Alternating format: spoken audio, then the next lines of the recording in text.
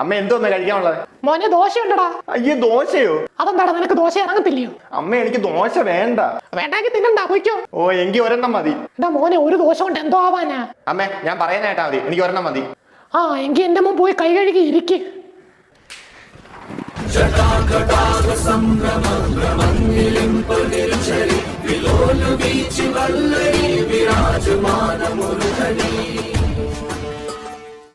എന്തോ അമ്മ ഇത്? അതെ, ഒരു ദോശയേ ഉള്ളു. ഇതാണോ അമ്മ ഒരു ദോശ? കൊഞ്ഞ കാണിക്കാതെ മുഴുവൻ കഴിച്ചില്ലായിരിക്കും എന്റെ സ്വഭാവം മാറുന്നേ.